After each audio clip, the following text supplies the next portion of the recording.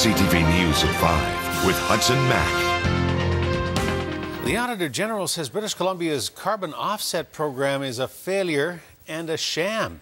The report is now out, and in it, Auditor General John Doyle says the government spent $6 million on projects to offset the effects of air pollution, but those projects would have gone ahead anyway, so the offsets simply are not credible. But the province and the operators of the program are hitting back. They're accusing Doyle of ignoring evidence, and they say he simply doesn't have the proper expertise to even examine the program. Every word in there is supported by evidence that we've collected, and it looks at how carbon offsets have been procured and the policy that's around those carbon offsets within the province over the last few years. The public has never found it supportable that we take scarce taxpayer dollars from schools, colleges, universities and hospitals and transfer them over to some of the biggest polluters in British Columbia. Doyle says his office was subjected to an orchestrated and unprecedented campaign of delay and interference led by the Carbon Trust and the interests behind the millions of dollars in carbon offsets. Parts of that report were leaked in what the Speaker of the House suggested yesterday may be contempt of Parliament. BC's Finance Minister is playing up a warning from the Dominion Bond Rating Service that has upheld BC's AA credit rating based on the plan to balance the budget. But the rating service warns that that could go sideways if the NDP is elected in May. The Liberals are crowing about this today. They see it as a vote of confidence from the financial community.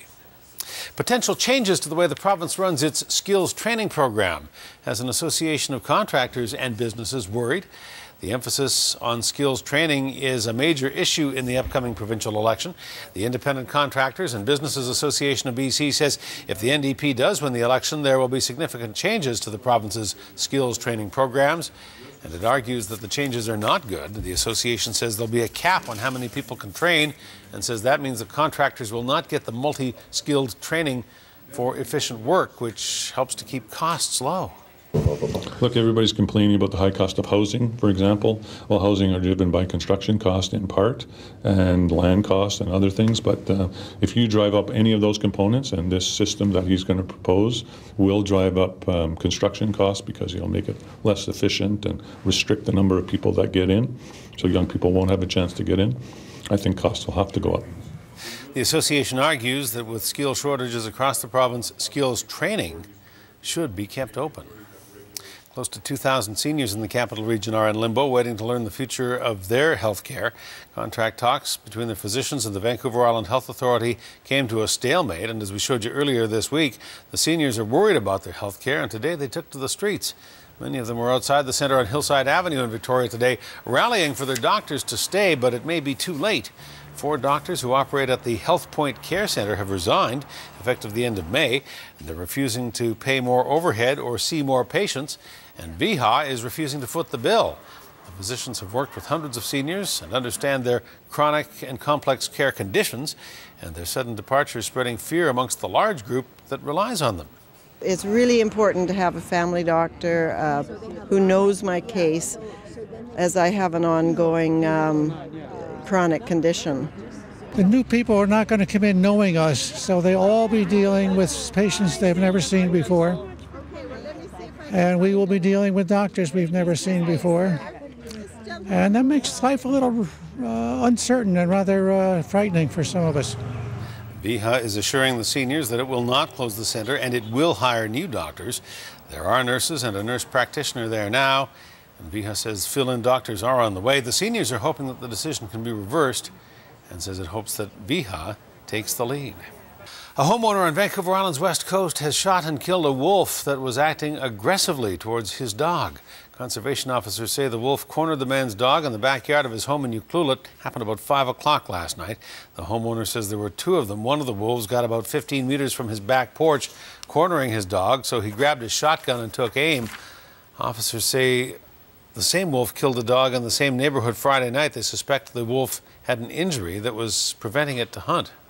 Harder to hunt deer, its natural food source. Domestic dog would be easier where it would stand its ground. And that's what happened last night, where the dog was cornered, it was standing its ground, and this wolf was persistent. Conservation says people do have the right to protect themselves and their property from wildlife. Officers say the homeowner acted in a safe manner and did have a firearms license. No charges are pending. A snowy owl that was in the care of the MOUNTAINAIRE Avian Rescue Society is now free as a bird. With a few flaps of its giant wings, the owl's 2-month stint being cooped up and nursed back to health came to an end. The owl was found covered in mud and feces hiding beneath a tree. It couldn't fly. It was skinny and emaciated, near starvation. Kept alive by a feeding tube, fed every hour and a half around the clock. We suspect most of the birds that we've seen down here are last year's babies. So if you left the Arctic on an empty stomach, you fly 3,000 or so miles and you get here and now all the food looks wrong to you. You were raised on lemmings and Arctic hare.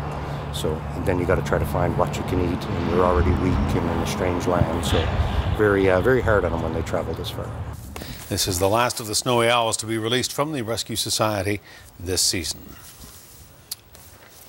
The Campbell River branch of the SPCA is shutting its doors for good as of Sunday. The SPCA says it's a difficult decision, but it came after the city awarded its pound services contract to a lower bidder. The SPCA says its proposal was as low as it could go without compromising the health and welfare of the animals it shelters. The Campbell River branch of the SPCA has been providing animal control services for the city for more than 30 years.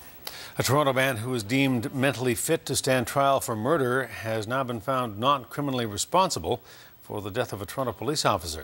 You may recall the case. It goes back to a snowy January more than 2 years ago when a man named Richard Kashkar drove a stolen snowplow into Toronto Police Sergeant Ryan Russell. The jury decided Kashkar did not understand what he was doing at the time. There will be no jail time for him. Instead, he will be placed in a mental health facility. The officer's family is shaken by the verdict. There are signs from Washington, D.C. tonight that the U.S. Supreme Court may strike down the law that prevents legally married gay couples from receiving the same benefits as couples of the opposite sex. 5 justices are now saying the Federal Defense of Marriage Act, the so-called DOMA, appears to intrude on the power that states have to recognize same-sex marriage. The challenge was launched by an 83-year-old woman who was faced with an estate tax bill of hundreds of thousands of dollars when her partner died. Had she been married to a man, she would not have paid a thing. Well, today marks a milestone for the world's most famous little blue pill. It was 15 years ago today that the U.S. Food and Drug Administration approved Viagra for sale as a treatment for male impotence. Scientists at Pfizer accidentally created the drug while working to develop a pill to treat high blood pressure and heart trouble. Early tests found that it didn't really help either one, but it did have a side effect that has since spawned a multi-billion-dollar industry. Well, a trio of diverse BC singers and songwriters is joining talents for a creative tribute to a Canadian legend. Tower of Song is a creative tribute to the music of Leonard Cohen. Their songs are an elaboration on his classics, combining their voices, violin, banjo, string bass, piano, and guitar. The group began performing together in Vancouver in 2011, and they teamed up again for a string of sold-out shows last year. Now they're bringing their talents and their tribute to Vancouver Island. While we do interpret a lot of Cohen's material, we also present our original material, and sort of as a reflection of how Cohen has influenced our writing and influenced our playing. I mean, the material itself is so rich and seems to withstand treatments in so many different directions. So we have a lot of fun kind of going into different places. So we're looking for that human connection and someone to voice whatever our struggles or our triumphs are. And he does that poetically, profoundly, and beautifully. Tower of Song is playing at Char's Landing in Port Alberni this Saturday. Tickets are at the door, $18 at the door or $15 for seniors. Well, here's a question for you. What does your neighborhood taste like? Or what does any neighborhood taste like?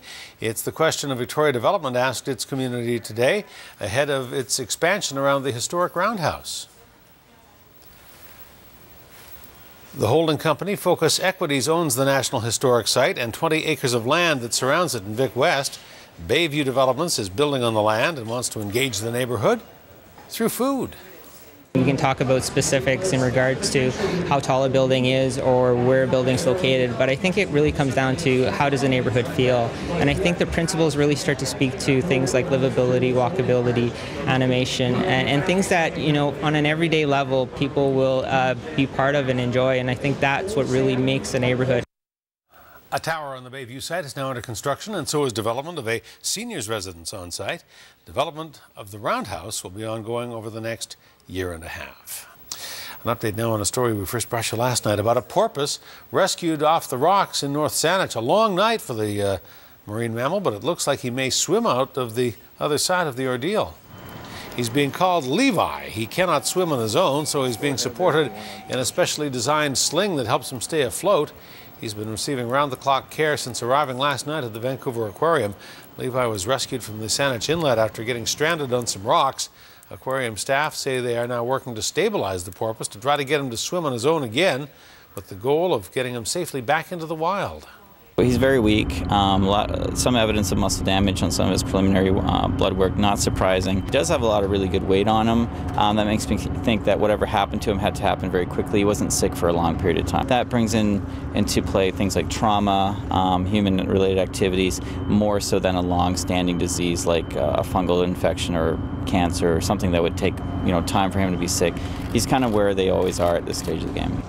The aquarium says a rehabilitation of 4 to 6 weeks is the best case scenario, but that will depend on Levi's underlying health issues, if there are any.